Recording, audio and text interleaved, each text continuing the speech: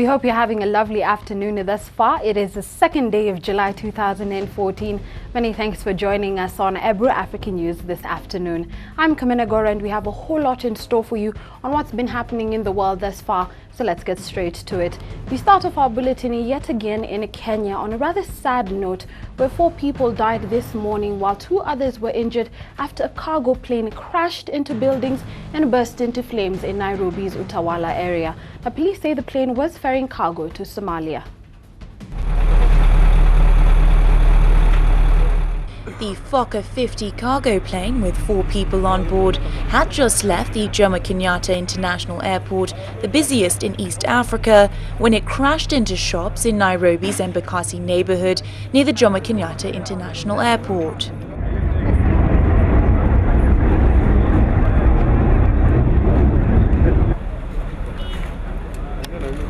There was no one inside the building because the crash occurred early in the morning. However, 2 guards were taken to hospital with injuries. The plane was ferrying Miraa to Mogadishu. The plane, which was headed to Mogadishu, Somalia, had 4 crew members on board. 3 of the crew members have been confirmed dead. 2 night guards guarding the premises suffered slight burns, and 1 is admitted at Mama Lucy Hospital in stable condition. The affected building had its 2nd floor completely destroyed. However, at the time of the incident, this building had no occupants. Search and rescue efforts are in progress.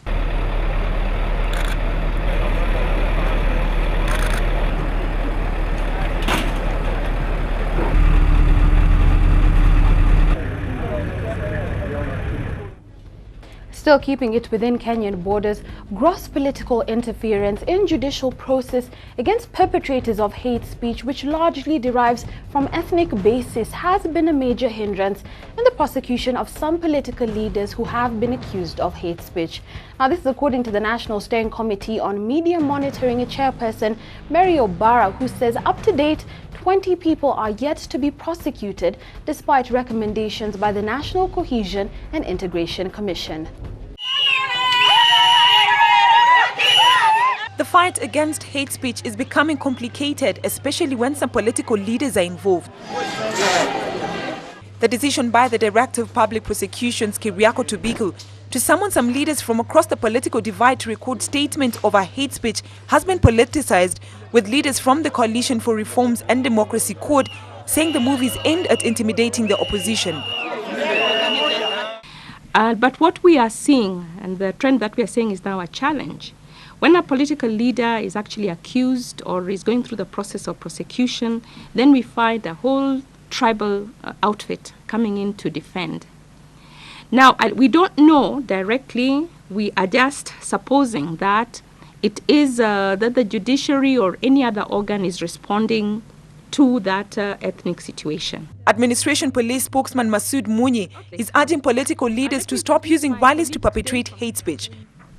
Munyi further says that the planned Sabasaba rally will go on as planned, but under laid down procedures as per the provision of the Public Order Act. We're talking about the law of this country, which has to be upheld and respected by each and every one of us. Nobody is above the law. We will allow people to do their business. We will allow people to assemble and express themselves. But any element or aspect of law breaking will be dealt with in accordance to the law. Open the floor for questions. Munyi says the police department has put in place necessary measures to ensure that all rallies are peaceful. However, Munyi wants the Code Coalition to ensure that they have in place sufficient safeguards and make sure all the people who attend the rally conduct themselves with utmost civility before, during and after the meeting. Whereas some of us may be attending these rallies, there are hundreds and thousands of other Kenyans who will be peacefully going about their other businesses. And these people also need to be taken into consideration. We don't want any type of disruption.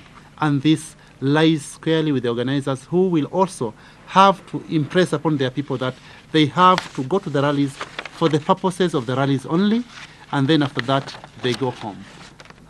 Meanwhile, Media Monitoring Committee is set to launch an aggressive social media campaign under the hashtag Stop Hate Speech Kenya this month with the support of key stakeholders. There's a cargo plane which Brenda Zeda for Ebro African News. In matters politics, Senate Speaker Ekwe Othuro has urged county assemblies to exercise their powers without fear. He has, however, termed the numerous trips being made by the MCAs to foreign countries as unnecessary, saying that they must be held accountable. Sam Gukunyi reports. The oversight powers bestowed on the county governments by Article 185 of the Constitution is the savior of devolution, an institution that has been politically threatened in the last 1 year. This is according to Senate Speaker Ekwe Othuro, who is concerned by the slow pace some counties are developing. Devolution is not just an issue of sending resources. It's about resources, it's about functions, it's about personnel, it's about power itself. And I think that's the difference between when we're the provincial administration dealing with those managing things on behalf of some national entity. Now we have actually an opportunity for you to manage things at the national level. And that's where the role of county assemblies become extremely important. The Speaker has urged the county assemblies to stop blaming independent institutions like the Constitution Implementation Commission and the Controller of Budget on their reports on devolution. A recent report by the Controller of Budget showed that counties failed to use billions of shillings. If I approve your budget, it means now you must explain to me how you expended that money so that the next cycle I can be able to help you in the approval mechanism. And it's not just a procedure. It is a constitutional mandate in terms of the role of the people who have that sovereign power that they're exercising given by the people. Othuro also joined those against foreign travel by MCAs. MCAs can have, a few safaris for outside, but most of them should also be within. So that, one, you have to be within your county and see something. Two, benchmark with the neighboring counties. The MCAs have, however, defended themselves, saying even MPs make foreign trips. So yes, it is true with travel. For the reasons I have stated, as a Senate, as a National Assembly, we do travel. But generally, even National Executive travels. Government has commitment, international obligations. You must go to those UN meetings. You must go to these other countries to promote trade and the rest. The question of what is exactly the function of the Senate also came up in today's training workshop for county assembly leaders. It was agreed that civic education is needed for people to know the oversight functions of the Senate. Is the underground water reserve that was found in Turkana County fit for human consumption? Now, the delay in drilling the water is raising concern in the dry region, with locals now demanding an explanation from the government. It was good news when UNESCO scientists announced the new find, calling it a game changer because it can meet Kenya's total water needs for the next 70 years. The discovery of the two aquifers brought hope in the drought-hit region, but the delayed extraction is causing panic, with area leaders now questioning whether the water is really fit for human consumption. Turkana West MP Opuyo Nanok raised the question in Parliament while seeking a statement concerning reports of the discovery of underground water in Turkana County. At first we were told the water is good, it can be used by people. Then along the way, and which I suspect could be the reason why it is taking too long for us to get this water, we are now beginning to hear side stories that this water is not fit for human consumption. Is this water fit for human consumption, Chair? Thank you, Mr. Speaker. We did not receive any information from the ministry during our interrogation as to the unfitness of this water. The government, in the meantime, is exploring other avenues to ensure Turkana residents have enough water to drink, as well as protect the interests of the locals. The ministry will, in collaboration with other relevant government institutions, explore the possibility of declaring such basins as vital water bodies which should be protected and safeguarded for sustainable utilization in an equitable manner. The new supply of water could help head off conflicts over scarce resources in the region.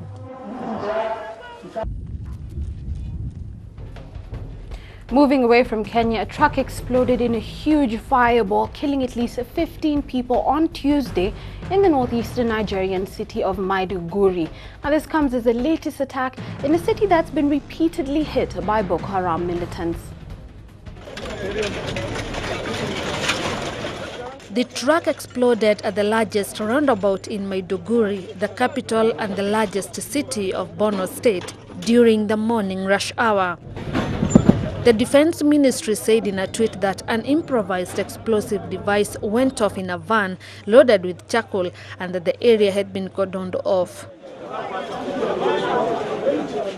An unruly crowd tried to attack firefighters deployed at the scene, accusing them of arriving too late and hindering their efforts to put out the raging blaze.